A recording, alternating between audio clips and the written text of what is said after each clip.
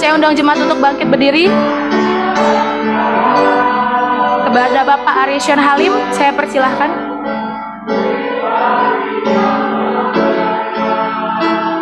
Hatiku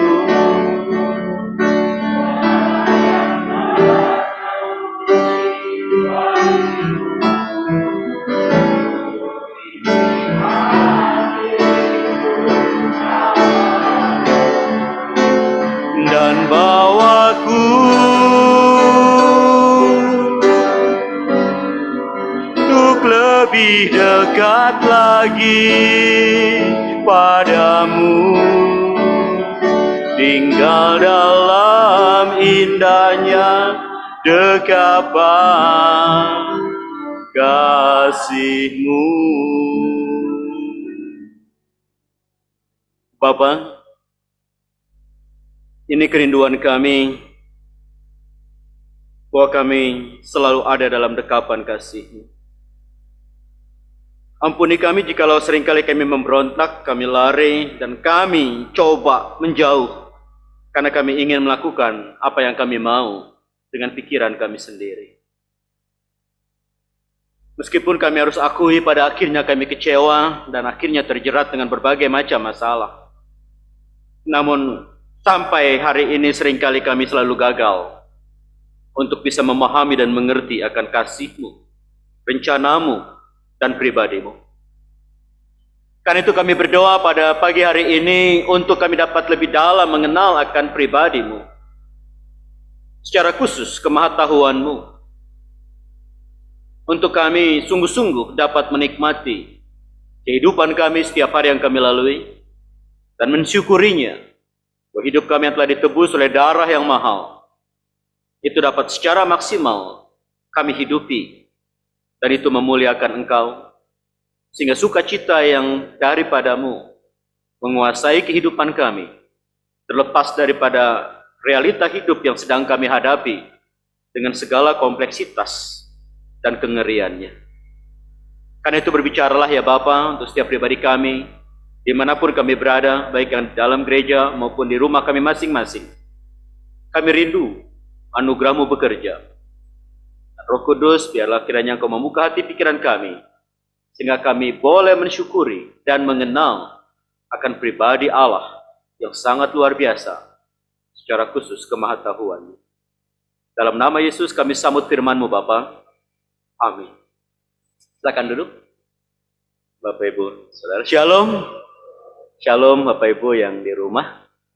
Dan tema yang ada jadi satu tema yang menarik. Karena itu saya tidak terlalu pakai PowerPoint memang untuk bisa lebih fokus kita ke ayat-ayat Alkitab. Oleh karena menjadi sangat luar biasa, Kisah Rasul 15 ayat 12 sampai yang ke-18, Allah Maha tahu, dan ayat Mas yang dibaca tadi ayat 17 dan 18 bicara tentang kemahataan Allah. Namun perikop ini menjadi sangat menarik karena terjadi pergeseran antara Yudaisme, orang-orang Yahudi Kristen, dengan orang Kristen non-Yahudi, yang jadi persoalan yang dilayani oleh Barnabas dan Paulus. Kisah Rasul 15 saya baca ayat 12. Bapak Ibu, ayat yang ke-15 kita baca responsoria sampai ayat yang ke-18 secara bergantian. Demikian firman Tuhan.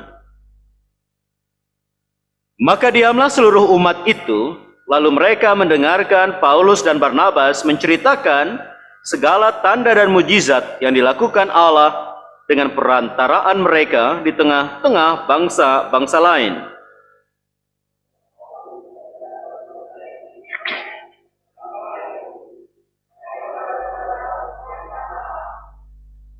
Simon telah menceritakan bahwa sejak semula Allah menunjukkan rahmat-Nya kepada bangsa-bangsa lain, yaitu dengan memilih suatu umat dari antara mereka bagi namanya.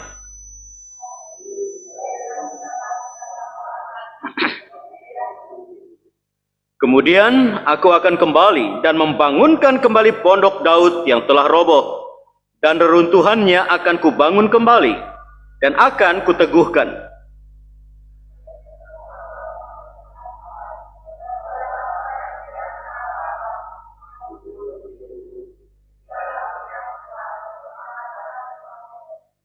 Yang telah diketahui dari sejak semula.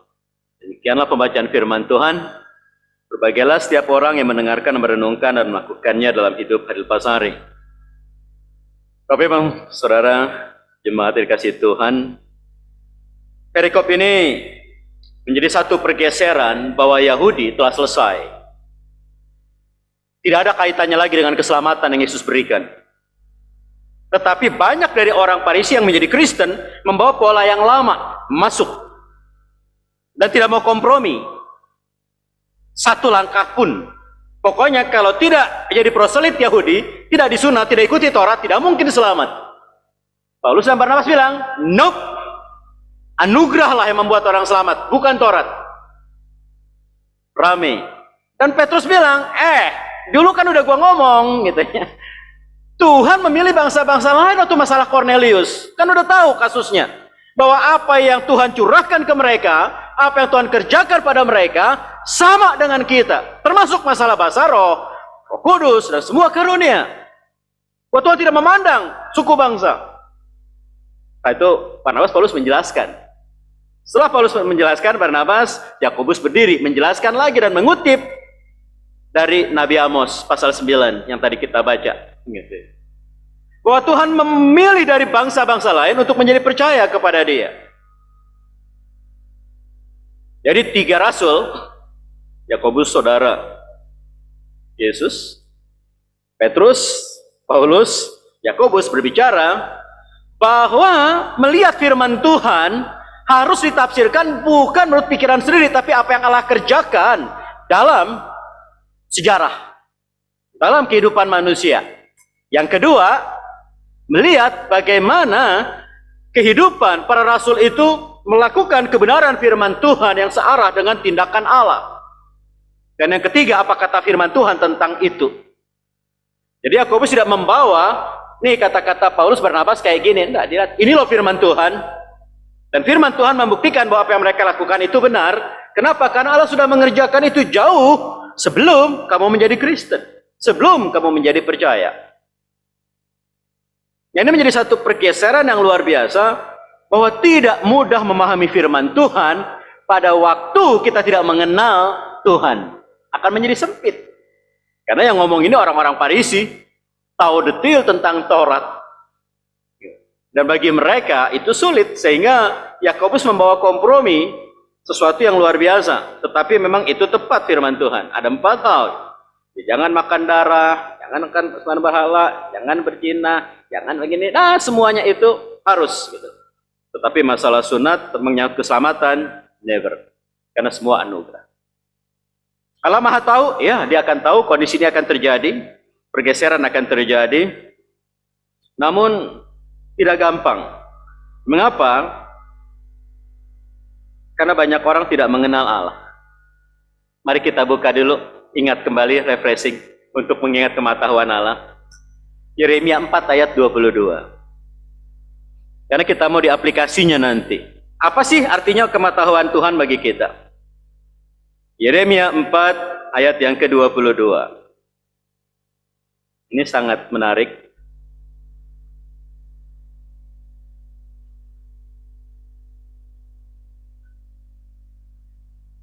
Karena Hosea sudah mengatakan, umatku binasa karena tidak mengenal aku. Di dalam rangkaian pengenalan akan Allah, dan kita masuk dalam atribut Allah, omniscience, kemahatauan Allah, kita baca ayat 22, Yeremia 4. 3, 4. Sungguh, bodohlah umatku itu, mereka tidak mengenal aku. Mereka adalah anak-anak tolol, yang tidak mempunyai, mereka pintar tetapi untuk berbuat baik mereka tidak. Ya.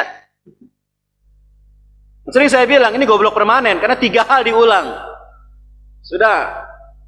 Bodoh, tolol, nggak punya otak. 3 hal. Tetapi itu untuk umat pilihan, ya, tetap nggak mengenal. Tidak. Ada banyak orang Kristen juga tidak mengenal. Hidup ini luas dan kompleks. Pengalaman masa lalu tak pernah bisa kita ulang. Satu, seringkali. Kedua, kegagalannya seringkali terulang. Tapi mujizatnya, excitingnya, sukacitanya itu nggak pernah terulang. Kita bisa beli pakaian yang sama, harganya, mahalnya, sepatu. Nggak akan exciting seperti pertama kali kita inginkan itu. Di rumah, beli mobil. Gitu. Kenapa? Karena itu berbeda nuansa hati kita, perasaan kita. Gitu.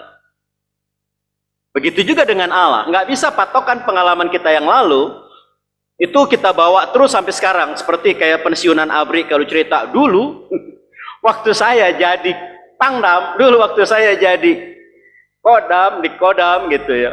Ataupun jadi pangap, rumit. Tadi lagi jalan kemari, saya dapat WA. Dia bilang, Sony, selamat ya. Si ini udah bintang 1 sekarang. Wow. Nanti dan lanut di Kupang. Sip lah. Gitu. Kenapa? Karena 6 bulan dikacangin. Yang satu memang Kristen, kedua tegas. Jadi kadang tidak mudah memang untuk kehidupan di angkatan. Dalam situasi kehidupan yang seperti ini, Tuhan mengingatkan bahwa umat Allah itu, termasuk umat pilihan, banyak yang tidak mengenal Tuhan. Dan waktu tidak mengenal Tuhan, itu terjadi memang kebodohan, masalah, tantangan. Allah Maha Tahu, Allah Maha Tahu. Nah, bagaimana kita ke Maha Tahunya? Saya mager setahun, stuck karena tahun pertama sibuk coba kuliah dan tesis, perbedaan pandangan. Tahun kedua di COVID, ngurusin keluarga yang 24 kena COVID, kemudian tesis berantakan, ada kesempatan saya pelayanan ke Bali, ke Papua, saya sikat dulu ke sana, berangkat mumpung ada yang bayarin. Jadi setahun itu saya lepas tesis, nggak pernah saya sentuh lagi. Tetap saya baca buku, tetap belajar tentang tema itu, tetap lihat video tentang tema itu, nulis, tapi otak nggak bisa ngerangkum. Saya terbatas. Yang banyak sharing sama saya, nanya ke saya tentang tesisnya dan segala macam, udah pada wisuda kemarin. Gitu. Jadi pada saat ketemu minggu lalu, saya pulang pelayanan dari GBKP, nggak salah itu, terus Lian ngajakin makan bakso, dan Piti Toti makan, terus satu ibu, pas saya lihat, buka masker, hey sis, bilang gitu. Wah, langsung dia meluk gitu kan, kemana sih, kenapa nggak selesai gini tesis? Kamu kan masih bisa cum laude. Hah, cum laude? Nyusun kalimat aja nggak nyanggup. Saya cuma senang belajar sih. Tapi pada saat mentok saya juga susah untuk kompromi. Ya udah nanti saya ngomong, akhirnya ngomong sama rektor gitu, supaya kontak saya lanjutin lagi. Karena kita nggak tahu. Kita berpikir kita bisa tahu. No. Lain dengan Tuhan. Dalam setahun itu apa yang terjadi? Wasting banyak saya. Kenapa? Karena baca buku teologi kalau udah jenuh, saya banting setir ke Wudong Sian Kun. Battle Through to Heaven. Dari model Kincen, Shoyan, Muyun, ribuan pasal saya baca. Dan saya kagum gimana orang bisa nulis begitu hebat, sehingga saya nggak bisa berhenti membaca. Saya suka Kopingho dari dulu. Saya suka cerita silat, dan saya belajar Buddhisme dari cerita-cerita itu. Lao Tse, Konghucu dari cerita-cerita itu. Dan tentang kehidupan secara khusus.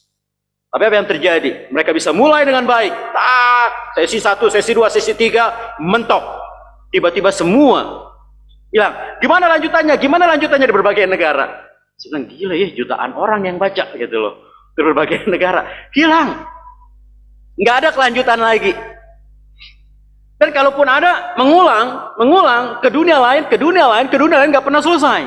Saya berpikir, bersyukurnya kita menjadi orang Kristen, pada saat Tuhan ambil, Tuhan pilih, langsung posisinya menjadi anak Allah. Sedangkan level mereka dengan berbagai tingkatan yang begitu berat, masuk dengan capeknya latihan dan kultivasi, mentoknya tetap nanti ujung-ujungnya jadi dewa. Tetapi sangat luar biasa ya, dan saya bisa mengerti bagaimana keyakinan itu ada. Awalnya saya tidak nyambung bagaimana mereka bisa kultivasi dan bisa mokswa gitu, lenyap. Kadang lihat film animasinya, pada saat saya melihat tayangan di YouTube dan tentang bagaimana kehidupan para biksu Buddha Tibet yang bisa hilang, wow, baru mengerti bahwa saya tidak akan mungkin bisa mentobatkan orang. Saya berpikir awalnya saya nggak mungkin bisa mengkristenkan orang Muslim. Tapi saya juga sekarang mulai berpikir, saya juga nggak mungkin lukis dengan orang Buddhis. Kenapa? Ternyata kalau melihat foto-foto yang ada, banyak orang biksu yang jadi kecil, hanya 30 cm, badannya besar, menyusut. Kenapa? Karena body, rainbow bodinya, badan pelangi. Wah, dan bisa hilang, ya, disaksikan sama pimpinan komunis jenderal di sana. Ya, dia bilang, wow, bisa begitu hebatnya keyakinan. Dalam artian begini loh, bahwa setiap keyakinan itu punya basic, punya dasar, betul? Ini bukan sahibul hikayat. Mereka punya fondasi. Sehingga pada waktu mereka bisa bertobat, itu bukan satu hal yang mudah. Termasuk untuk yang Yunani. Sehingga pada waktu mereka bertobat, dan apa yang dikatakan oleh Yakobus, dari bangsa-bangsa lain Allah memilih satu umat. Bahkan dari keturunan, kalau dalam terjemahan yang lain, karena ini ada versi yang Septuaginta dan yang juga Masoretic Text, yang menjadi perdebatan dalam kutipan Amos 9 ini, kalau lihat di teologianya. Itu menjadi sesuatu yang sangat menarik, oleh karena dibilang bahkan sisa Amon pun, gitu, Edom pun bisa menjadi anak Allah. Dan bangsa-bangsa lain itu juga bisa dipilih untuk menjadi anak Allah. Dan itu tidak terlintas di otak mereka, di luar proselit Yahudi. Kalau memang betul bisa menjadi anak Allah, mereka harus menjadi Yahudi, proselit dulu. Tapi dikasih Tuhan, Tuhan itu maha luar biasa, maha tahu. Tetapi banyak orang akhirnya jadi bergeser. Dan ini sesuatu yang sangat bergeser. Kalau kayak kita nih, orang Reform bergeser sedikit ke Armenian kesannya.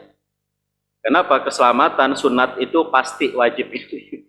Proselit, nggak boleh melanggar peraturan Taurat begini. Dia bilang, oh iya, keselamatan misalnya bisa aja hilang. Nggak akan diterima orang Reform. Atau orang Armenian menganggap, nggak mungkin keselamatan nggak bisa hilang.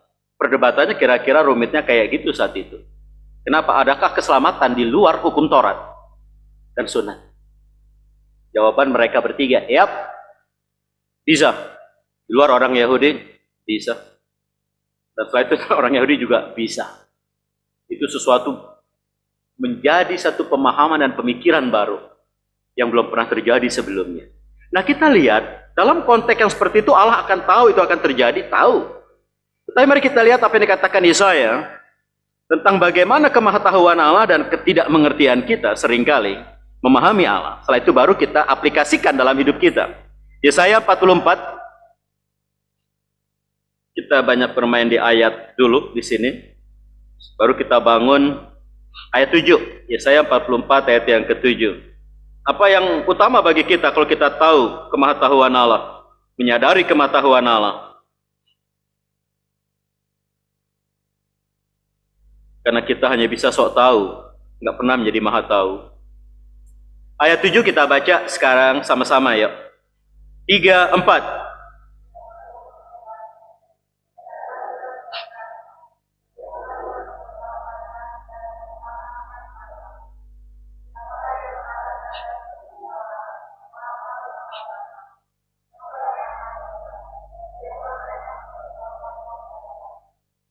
Lihat, siapakah seperti aku? Biarlah ia menyerukannya, biarlah ia memberitahukannya dan membentangkannya kepadaku. Siapakah yang mengabarkan dari dahulu kala hal-hal yang akan datang? Seperti yang dibilang tadi Yakobus, sudah dari dulu nabi-nabi udah ngomong bahwa dunia akan kembali kepada Tuhan, gitu loh. Dari bangsa-bangsa, apa yang akan tiba? Biarlah mereka memberitahukannya kepada kami. Enggak ada, enggak bisa. Siapa seperti aku? Nah, kalau kita lihat ayat 7 begitu jelas. Sekarang kita lihat pasal 46. Yesaya 46 ayat 9 dan 10. Lebih detail lagi kemahatauan Allah. Yesaya 46 ayat 9 dan 10. Kita baca sama-sama. Ayat 9, 3, 4. Ingatlah hal-hal yang dahulu dari sejak purbakala, bahwasanya akulah Allah dan tidak ada yang lain. Akulah Allah dan tidak ada yang seperti aku. Ayat 10, yang memberitahukan dari mulanya hal yang kemudian dan dari zaman purbakala apa yang belum terlaksana, yang berkata keputusanku akan sampai dan segala kehendakku akan kulaksanakan. Gak mungkin gagal. Jadi sebelum saudara kita yang muslim mengatakan Allahu Akbar, Qul huwallahu ahad, lam yalid wa lam yulad, di sini Yesaya sudah mengatakan, I am alone in this universe. Nobody's compared to me. Kita punya Allah yang esa dan Allah cuma satu. Tidak setiap agama punya Allah. Tiap agama punya konsep tentang Allah, iya. Tetapi Allah yang menciptakan manusia di semua bangsa, di semua suku, di pedalaman sekalipun, Allah itu cuma satu. Nah, Allah yang cuma satu ini Allah yang maha tahu. Yang waktu kita bicara Allah maha tahu, itu bicara masa lalu, bicara masa depan, dan bicara masa kini, di setiap tempat. Artinya, tidak ada yang Allah tidak tahu di setiap lokasi, di setiap tempat, di setiap peristiwa. Lebih celaka lagi, Dia tahu hati dan perasaan kita, pikiran kita, dunia kecil kita. Allah tahu, Allah tahu. Melihat hal ini, sebenarnya kita nggak bisa berbasa-basi, nggak bisa bersandiwara. Mengapa? Oleh karena begitu jelas, begitu gamblang di sini terlihat. Ingatlah hal yang dahulu dari sejak purbakala bahwasanya akulah Allah dan tidak ada yang lain. Akulah Allah dan tidak ada yang seperti aku. Qul huwallahu ahad katanya. Akulah Allah yang esa. Dalam Korintus Paulus juga mengungkapkan hal yang sama. Yang memberitahukan dari mulanya hal yang kemudian dan dari zaman purbakala apa yang belum terlaksana. Yang berkata, keputusanku akan sampai dan segala kehendakku akan kulaksanakan. Artinya setiap firman Tuhan itu pasti terjadi. Yang Allah mengatakan kasih setianya itu sampai ke langit dalam Mazmur 36. Itu pemeliharaan Tuhan, kasih Tuhan itu tidak akan pernah selesai dan tidak ada batas. Oleh karena kalau kita bilang sedalam samudra ada batas, seluas samudra ada batas, sejauh daratan ada batas, langit no boundaries, limitless, tak ada batas. Jadi artinya waktu kita tahu kematahuan Allah yang kasihnya begitu besar bagi kita, ada satu kedamaian dalam hidup kita, bahwa hidup kita Allah tahu. Pandemi pasti terjadi, iya. Omikron makin terjadi, iya. Kita mengerti. Dan kehidupan banyak makin susah, iya. Kita nggak pernah tahu. Tetapi Allah tahu hidup kita seperti akan apa. Dia tahu segala seluk-beluk hati kita, tindakan kita yang suami, istri, orang tua, anak tidak tahu. Allah tahu pasti. Yep. Karena itulah kita nggak bisa bermain-main dalam pelayanan, dalam kehidupan. Kita bisa memanipulasi data, kita bisa memanipulasi tindakan, kita bisa coba kelihatan baik atau coba-coba bertobat. Nggak bisa. Allah tahu hati kita. Bahkan orang yang mengaku percaya Yesus pun Yesus tidak percaya kepada mereka. Kenapa? Karena dikatakan Allah tahu hati mereka. Jadi kita nggak bisa main-main, Bapak Ibu, teman-teman, pemuda. Ada banyak sekarang orang Kristen masih, tetapi hatinya udah bergeser, nggak lagi percaya bahwa Dialah yang telah menyatakan diri kepada Kristus, dan di dalam Kristus itu satu-satunya Allah yang benar dan hidup yang kekal. Enggak. Ada banyak keyakinan dan semuanya selamat, yang penting baik. Tidak sesederhana itu. Saya bilang tadi, setiap agama punya basic, ya. Setiap agama punya pengalamannya sendiri, ya. Sampai kadang Buddha pun begitu hebat, hidup begitu hebat. Dan baru kemarin saya baru ngeh lagi bahwa ada seorang Hindu yang ahli yoga, namanya Jagrat Jai atau apa itu. Umurnya sekarang 91 tahun. Waktu dicek 81 tahun. 80 tahun nggak makan dan minum. Siapa yang percaya secara medis? Dicek medis 15 hari nggak makan nggak minum. Sama sehatnya. Dan otaknya umur 25 tahun. Oke. Mau ngomong apa? Kalau mau bicara tiap agama punya keyakinan, ya. Kalau bukan Tuhan mengubah hati manusia, nggak akan mungkin. Apakah nggak ada alasan tuh Yesus berkata dalam Matius 24, juga 25, juga Paulus, bahwa pada akhir zaman ini ada banyak nabi palsu, rasul palsu, mujizat palsu, kuasa dan tanda-tanda palsu yang setan perbuat dalam nama Tuhan. Nah, bagaimana membedakan itu? Cuma satu, mengenal Tuhan. Tapi kita mengenal karakternya yang satu ini, kemahatauannya, itu membuat kita damai. Kenapa nggak ada basa-basi? Yang kedua, bukan cuma damai, itu keamanan bagi kita, bahwa apapun terjadi di dunia, apapun terjadi nanti dengan orang tua kita, ke depan, kita tahu bahwa Tuhan itulah perlindungan kita. Tuhanlah menjadi sandaran kita, Tuhanlah pondasi kita, bukan sekedar teori teologi atau orasi khotbah.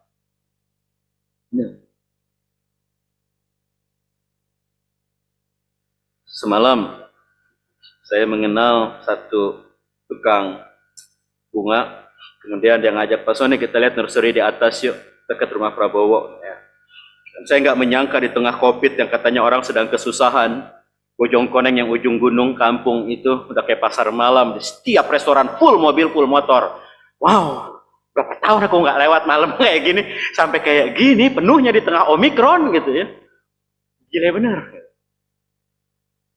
Saya udah banyak main tanaman, cukup lumayan. Saya pikir ya cukup mengenal tanaman. Pas sudah ke nursery itu,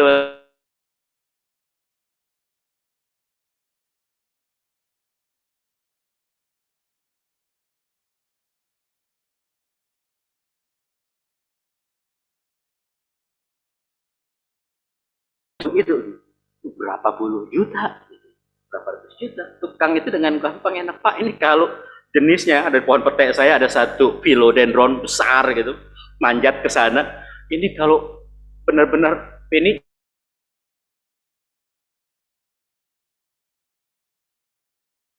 itu daun satu-satu. Sayang Pak, sedang gue berapa bulan untuk ngapalin itu daun mirip. Ini nih batang busi. Hah? Namanya batang busi, iya. Ini X1, X2, X3 mateng. Ini yang kalian lihat. Sampai itu tipis saja beda urat dia bisa lihat. Kenapa? Karena hari-hari main di situ, betul? Saya enggak. Walaupun saya merasa rumah saya penuh tanaman, saya biasa dengan tanaman, loh, saya terbatas. Dan itulah limitlessnya kita. Kita terbatas dan kita dependent. Allah tidak terbatas dan tidak dependent. Dia tidak bergantung sama siapapun. Kita bergantung sama orang tua, bergantung sama anak, bisa bergantung sama yang lainnya. Sehingga saat pulang dia berkata, Pak, anak-anak sekolah di mana? Kami nggak punya anak. Hah? Nggak punya anak? Iya. Terus nanti kalau sakit tua gimana? Anjing mati aja dikubur orang. Kenapa harus takut? Saya bilang. Baru dia, iya sih. Ya cuma kan kalau sakit nanti sendirian cuma berdua. Ada Tuhan. Kita pengen tahu ke depan nanti seperti apa, capek. Tapi waktu kita tahu Allah Maha Tahu dan Dia mengasihi kita, Dia akan memelihara kita, itu memberikan sekuritas, keamanan. Kedamaian, keamanan, yang ketiga, kenyamanan. Bukan cuma peace, security, comfort. Kenyamanan, kita nyaman karena tahu Tuhan Maha Tahu. Iyalah, kita udah nggak perlu lagi pusing nih orang mau mengkhianati kita, ngemplang kita, main dengan kita. Karena kita tahu bahwa Tuhan menjaga tidak mungkin terjadi kalau Tuhan tidak inginkan.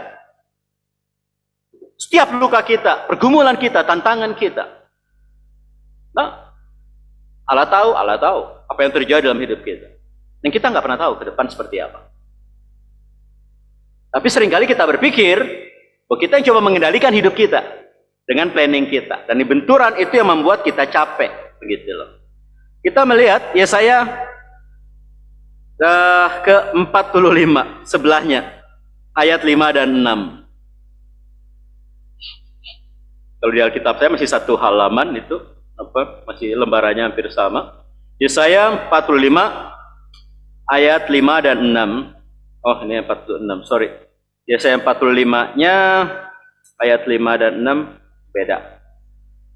Kita baca sama-sama yuk. Yesaya 45 ayat 5 dan 6. 3, 4. Akulah Tuhan dan tidak ada yang lain. Kecuali aku tidak ada Allah. Aku telah mempersenjatai engkau, sekalipun engkau tidak mengenal aku. Perhatikan itu. Ayat 6. Supaya orang tahu dari terbitnya matahari sampai terbenamnya bahwa tidak ada yang lain di luar aku. Akulah Tuhan dan tidak ada yang lain.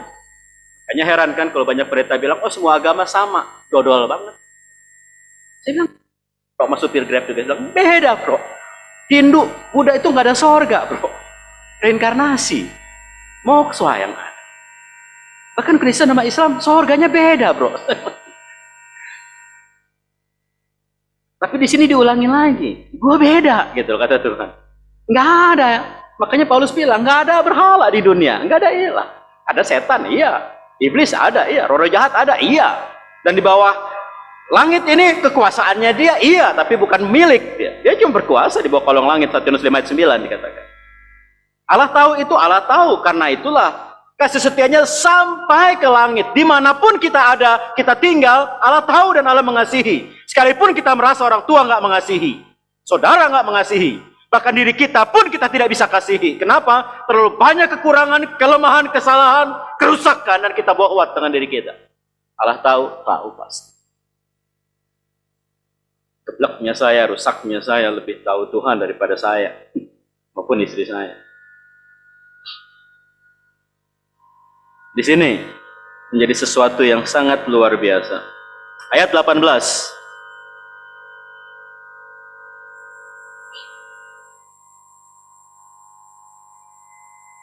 Saya baca ayat 16-17, ayat 18, Bapak Ibu yang baca. Ini nyindir.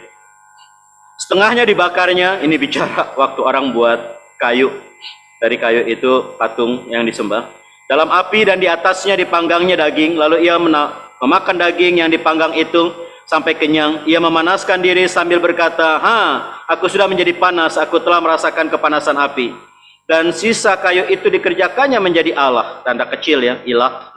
Menjadi patung sembahannya, ia sujud kepadanya, ia menyembah dan berdoa kepadanya, katanya, tolonglah aku sebab engkaulah Allahku. Ayat 18 baca, 3, 4. Orang tidak mengetahui dan tidak sebab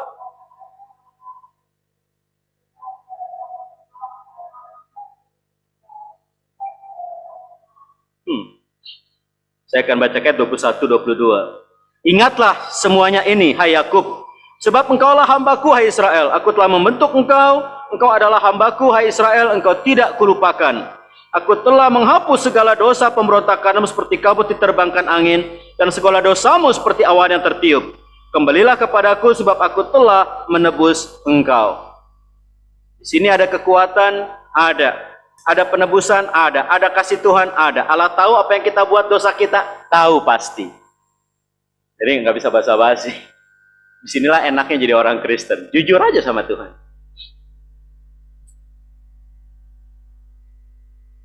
Jujur padaku.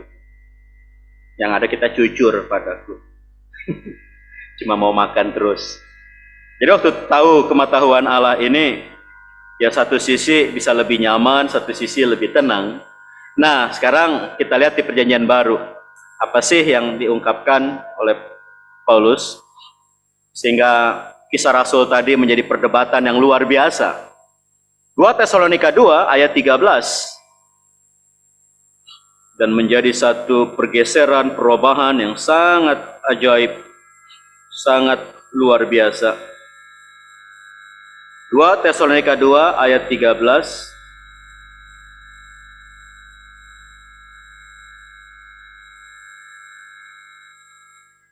Kalau sudah dapat, Bapak Ibu bisa bacakan. 2 Tesalonika 2 ayat yang ke-13. Oke, kita baca sama-sama. 3, 4. Akan tetapi, kami harus selalu mengucap syukur kepada Allah karena kamu, saudara-saudara yang dikasihi Tuhan, sebab Allah dari mulanya telah memilih kamu untuk diselamatkan dalam roh yang menguduskan kamu dan dalam kebenaran yang kamu percayai. Dari mula Allah sudah tahu kita akan jadi seperti apa dengan segala kerusakan, kekurangan, kelemahan hidup kita. Kadang saya capek dengan diri kita, pengen lebih baik, nggak bisa lebih baik, mentok. Akhirnya bisa bersyukur untuk anugerah Tuhan dan belajar terus melakukan firman Tuhan. Mari kita fokus untuk melihat kebaikan Tuhan, kasih Tuhan, keajaiban Tuhan yang Maha Tahu. Jadi nggak perlu kita ngotot basa-basi dengan Tuhan untuk kelihatan lebih baik dalam pelayanan. Percuma. Tapi baiklah hidup kita ini di hadapan Tuhan dimanapun. Di keluarga, di pekerjaan, di masyarakat, di gereja. Itu akan enak. Kita nggak jadi munafik gitu ya. Nggak ada beban. Karena ya, that's me. Yang masih dalam proses, ongoing, belum selesai. Tapi udah dipilih Tuhan, sudah. Tracknya di mana? Ya kalau kita hidup dalam ketaatan pada firman Tuhan. Karena ternyata mengenal Tuhan dengan benar nggak gampang. Pertama kita harus berdoa untuk mengerti kematahuan Tuhan, roh hikmat dan wahyu. Untuk itu berdoa bukan cuma berkat. Bukan cuma kita mau lebih baik, lebih hebat, tapi bagaimana Tuhan membuka mata hati kita, kita mengenal Dia, sehingga hati kita senantiasa terhubung kepada Dia. Efesus 1, mari kita baca. Ini bagaimana kita bisa mengenal kemahatauan Tuhan dan menyadarinya, dan apa yang kita miliki di dalam Tuhan. Karena Dia bukan cuma maha tahu dan diam aja, Dia maha kuasa. Dia maha hadir. Kita mulai baca ayat yang ke-18, saya baca. Perhatikan Efesus 1 ayat 18. Dan supaya Ia menjadikan mata hatimu terang. Kenapa perlu mata hati kita terang? Agar kamu mengerti pengharapan apakah yang terkandung dalam panggilannya. Betapa kayanya kemuliaan bagian yang ditentukannya bagi orang-orang kudus. Artinya di sini banyak orang tidak menyadari bahwa dia punya pengharapan yang sangat luar biasa dalam Kristus, oleh karena memiliki Allah yang maha tahu yang telah mengasihinya. Dan betapa hebat kuasanya bagi kita yang percaya, sesuai dengan kekuatan kuasanya yang dikerjakannya di dalam Kristus dengan membangkitkan Dia dari antara orang mati dan mendudukan Dia di sebelah kanannya di sorga. Jauh lebih tinggi dari segala pemerintah dan penguasa dan kekuasaan dan kerajaan dan tiap-tiap nama yang dapat disebut. Bukan hanya di dunia ini saja, melainkan juga di dunia yang akan datang. Tidak ada sesuatu yang tersembunyi. Kita memiliki hal yang sangat luar biasa. Nah, bagaimana kita bisa memahami itu? Mari kita baca sama-sama ayatnya yang ke-17. 3, 4. Dan ayat 17 ya. 3, 4. Dan meminta kepada Allah Tuhan kita Yesus Kristus, yaitu Bapa yang mulia itu, supaya Ia roh untuk, karena banyak yang nggak benar kenalnya, dipikir Yesus cuma sinterklas yang bisa selalu memberikan kado bagi orang yang dikehendakinya. Dalam artian ya pokoknya kalau anaknya baik ya saya akan kasih, kalau jahat enggak gitu loh. Sejahat apapun, serusak apapun kita, saat kita kembali kepada Tuhan, Tuhan tetap mengasihi, tidak pernah membuang kita. Persoalannya satu, mau enggak? Trust, percaya kita, Tuhan sudah capek dengan diri saya dan saya nggak mungkin bisa mengubah saya, tapi saya mau Engkau yang mengubah saya, dan Tuhan tolong saya. Nggak ada yang bisa mengubah keterikatan orang. Dari pornografi, game, narkoba, jinahan, nggak ada yang bisa. Addicted, rokok aja susah setengah mati. Kopi juga susah kalau udah orang addicted. Tetapi Tuhan mampu, Tuhan bisa. Jadi mengenal Dia dengan benar tidak gampang.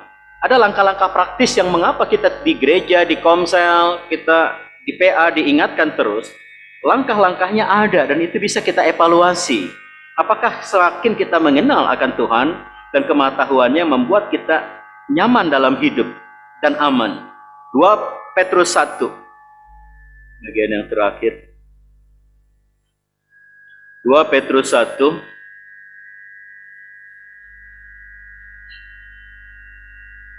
saya ingin ingatkan ini oleh karena ini satu rangkaian tak bisa terpisah. Kalau tidak kita akan jeblok seperti orang-orang Kristen Yahudi di Yerusalem yang begitu ngotot, tidak mau mundur sedikit pun untuk hal-hal yang tidak prinsip, yang mereka anggap prinsip, dan yang prinsip malah ditinggalkan. Kasih karunia Allah, anugerah Allah, iman yang menyelamatkan. 2 Petrus 1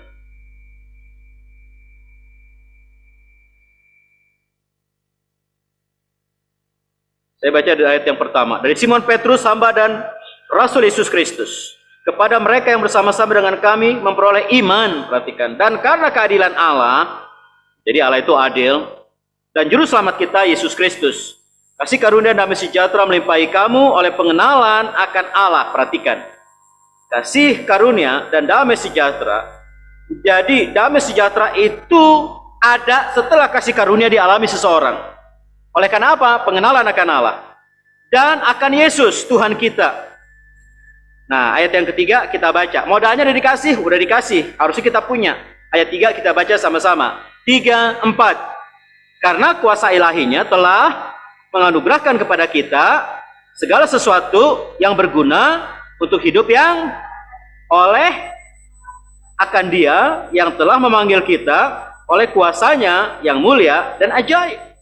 Pengetahuan Tuhanlah yang membuat kita dipanggil sejak permulaan zaman, bahkan sebelum dunia ini ada. Dan saat kita mengenal Allah, kita akan hidup saleh. Itu pertama. Modalnya sudah diberikan? Sudah. Yang kedua, modalnya juga ada. Dengan jalan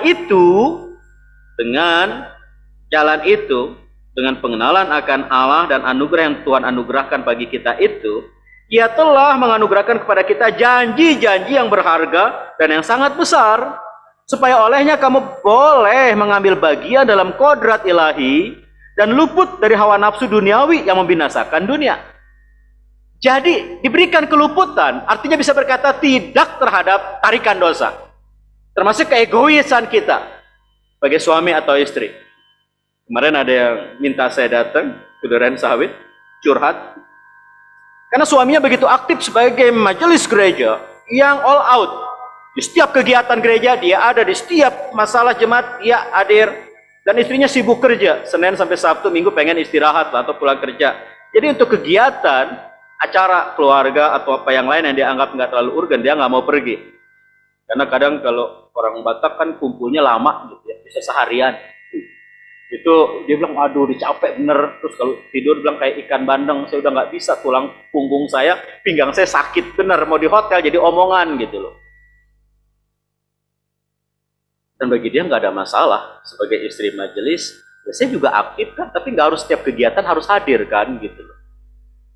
Karena harus nyuci, ngepel katanya, ngajarin anak sekolah, setelah pulang kerja, tenaga saya nggak cukup, suaminya nggak bisa ngerti. Jadi kadang ngomong depan umum, iya nih, mamanya ini setiap kegiatan mau pulang tapi di forum depan umum, jadi semua orang nengok.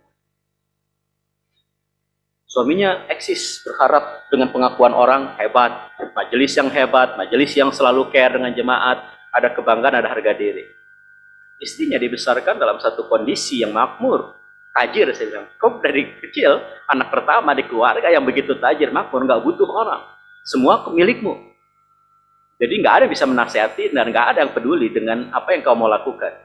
Tapi beda dengan dia yang struggle dengan ekonominya. Jadi pengakuan itu begitu penting. Baru dia ngeh, iya juga sih. Ya, lu kan nggak butuh orang kan? Iya sih. Diomongin juga lu nggak peduli kan? Iya sih. Suamimu nggak bisa. Lu masa suami nggak bisa ngajak istri pelayanan? Nah, tinggal kompromi ngomong. Jadi istri aja nggak tahu suaminya seperti apa kebutuhannya. Suami pun nggak ngerti kebutuhan istrinya seperti apa. Tapi dua-dua cinta Tuhan, ya mereka mengaku cinta Tuhan. Dua-dua melayani Tuhan, dua-dua melayani Tuhan. Dengan persepsinya masing-masing. Nah, disinilah diingatkan. Nggak mudah.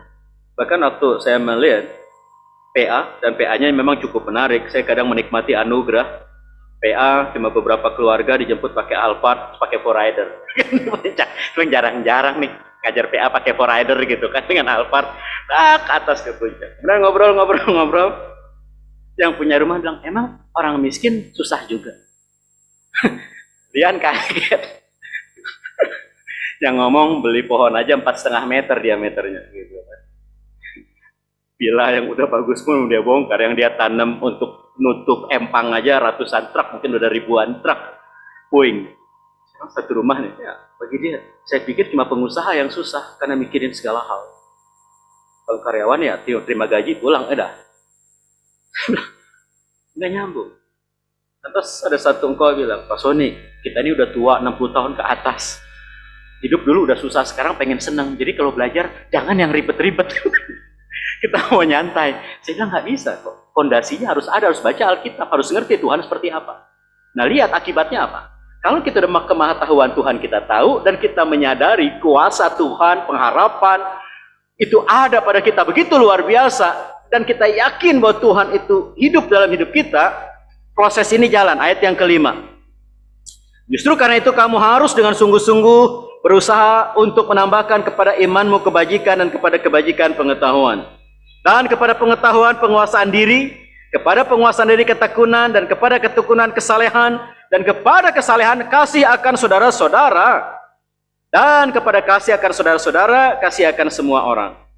Jadi saudara seiman dulu, baru semua orang. Ayat 8 kita baca sama-sama. 3, 4. Sebab apabila semuanya itu ada padamu dengan berlimpah-limpah, kamu akan dibuat yang menjadi giat dan berhasil dalam pengenalanmu akan Yesus Kristus Tuhan kita.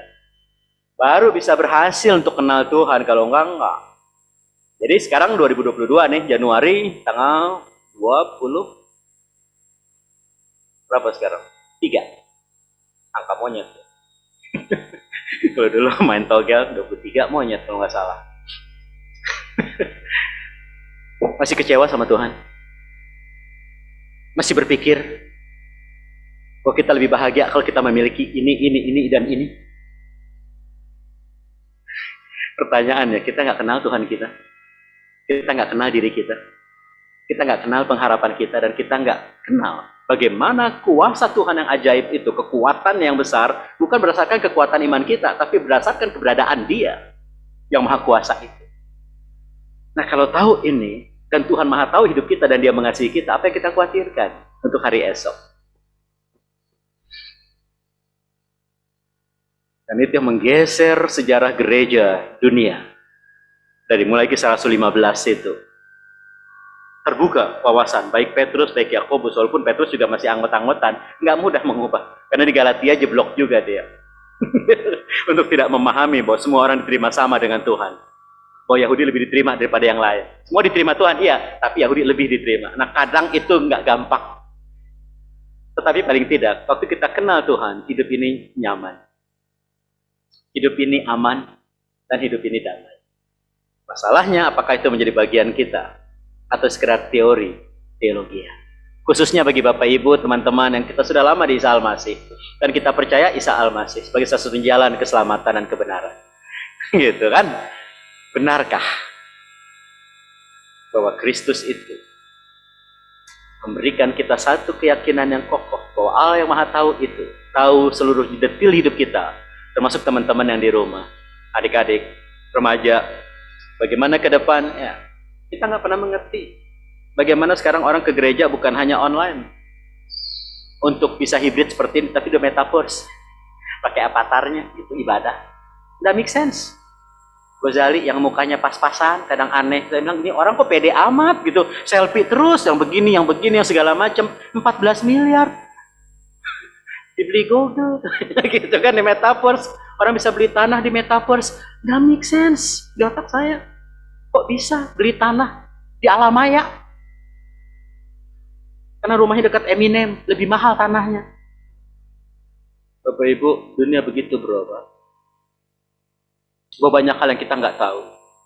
Banyak hal yang membuat kita nggak mengerti. Bahkan Reinhard Kasali sudah bisa bilang, useless daripada akademisi. Useless sarjana. Kenapa orang otodidak, anak SMP bisa jadi white hacker untuk menjebol PI dan KPU. SMP, white collar hackers. Dia kasih tahu lemahnya di sini, ini jebol, dia bisa tembus. SMP, bukan sarjana IT. Kita ngerti YouTuber menghasilkan miliaran per bulan. Dan orang yang susah payah kerja setengah mati untuk mencari jutaan. Dunia makin tidak fair. Dan makin tidak kita mengerti hari esok seperti apa. Kalau kita mengandalkan otak kita, kemampuan kita, pekerjaan kita, deposito kita, selesai kita. Tapi kalau kita bergantung kepada Tuhan yang Maha Tahu, bahwa Dia mengasihi kita, Dia menjaga kita dengan totalitas nama pribadinya, maka kita akan aman. Pada akhirnya, gak usah takut apa yang kau mau makan, kau minum, kau mau pakai. Kenapa? Allah tahu itu semua. Gitu kan? Allah tahu itu semua. Itu dicari bangsa-bangsa lain, kamu gak perlu. Baru muncullah Matius 6:33. Cari dahulu kerajaan Allah dan kebenarannya, maka semuanya akan ditambahkan kepada. Gak usah takut akan hari esok, karena hari esok punya kesusahannya sendiri. Itu yang Tuhan berikan. Jadi nyaman, nyaman. Aman, aman. Damai, damai. Persoalannya satu. Mau taat, kembali kepada kita. Hanya Allah yang tahu. Kalau ditanya, itu gimana ya? Orang Kristen yang tahu dan yang tidak. Allah Subhanahu wa Ta'ala, cuma Allah satu-satunya yang tahu apa yang terjadi dalam hati kita dan hidup kita, benar. Nah, mari kita jalani hidup ini. Kita pulang dengan wajah terangkat. Hari esok akan lebih indah daripada hari ini. Berat mungkin, tapi akan selesai. Jadi teman-teman, jangan takut. Pergumulanmu sebesar apa, seperti apa, serahkan sama Tuhan. Hidup ini ke depan hanya Dia yang pegang. Namun tetap try the best and be the best to the glory of God. Untuk kemuliaan Tuhan, mari kita jadi yang terbaik dan lakukan yang terbaik. Kita satu dalam doa. Masing-masing berdoa secara pribadi. Kalau kita masih kecewa dengan hidup kita kecewa dengan orang di sekitar kita yang kita anggap lebih makmur, lebih tajir, padahal lebih goblok daripada kita, kita anggap jabatannya lebih tinggi daripada kita, padahal kerjanya lebih berantakan, dan kita nggak dihargai. Allah tahu. Teman yang jadi kerabat kami dan seperti saudara, dari kolonel banyak dipermainkan dan tidak pernah dapat jabatan. Toh pada akhirnya telur itu pecah juga, sekarang menjadi brigjen, dapat jabatan. Tapi apakah itu akan menjadi sukacita dan kebahagiaan? Belum tentu juga. Karena jabatan, pangkat, gelar tidak memberikan kepuasan dalam hidup. Tuhanlah yang bisa mengisi kepuasan kita, mengisi kekosongan hidup kita. Bukan dunia dengan segala aksesorisnya, dengan segala pelariannya. Hanya Yesus. Datang kepada Dia dan serahkan hidup kita. Atau kita tak akan pernah berubah. Penjara tak bisa mengubah kita. Penyakit tak bisa mengubah kita. Kemiskinan dan kekayaan tak bisa mengubah kita. Untuk lebih baik. Lebih jahat mungkin. Lebih rusak pasti. Untuk kita bisa menjadi lebih baik untuk kemuliaan dan menikmati sukacita dan berkat-Nya. Hanya satu. Kenalah Tuhan. Kenalah kemahatauan-Nya. Dan istirahatlah di dalamnya. Bapa, Engkau mengenal setiap pribadi kami, masing-masing di rumah kami dalam pergumulannya. Dalam pekerjaan kami, usaha kami, dan ancaman perusahaan kami. Saat kami mengerti bahwa banyak pekerjaan ke depan akan lenyap oleh karena disrupsi digital. Dan perubahan-perubahan yang tak dapat kami mengerti di tengah dunia yang begitu cepat dan pesat. Ada banyak hal yang tak pernah kami mengerti dan akan kami ketahui secara detail. Bahkan samar sekalipun. Namun kami bersyukur bahwa hidup kami terletak di tangan Tuhan yang Maha Tahu. Dan bukan sekedar Maha Tahu, tapi Allah yang mengasihi kami. Dengan segala kemahakuasaan dan kemahahadirannya. Yang akan menjaga dan memeliharakan kami. Karena itu ajar kami untuk terus melekat pada kebenaran firman-Mu. Dan bila roh hikmat dan wahyu itu Engkau anugerahkan bagi kami. Sehingga kami dapat mengenal Engkau dengan benar dan menyadari betapa besar pengharapan kami. Dan kekuatan kami di dalam Kristus. Dalam menghadapi hidup ini. Bahwa kami bukan anak kecil yang cengeng. Manja dan terus lari dari kenyataan hidup. Tetapi orang-orang yang berani menghadapi realita. Berani menghadapi tantangan. Berani menghadapi kegagalan dan bangkit untuk melihat. Kehidupan kami sendiri terlepas daripada orang tua. Yang bisa meninggal mendadak. Yang bisa berubah. Atau anak yang mungkin tak pernah memperhatikan dan menghargai orang tua. Ajar kami dalam kondisi dan usia kami apapun dan dimanapun. Tetap bergantung kepada Tuhan. Baik sebagai anak, sebagai orang tua, sebagai suami, sebagai istri. Sebagai pimpinan. Atau sebagai bawahan dan karyawan. Kami tahu sandaran hidup kami hanya Tuhan. Yang Maha Tahu. Yang mengasihi kami dan memeliharakan kami dari sejak awal kami ada di bumi ini.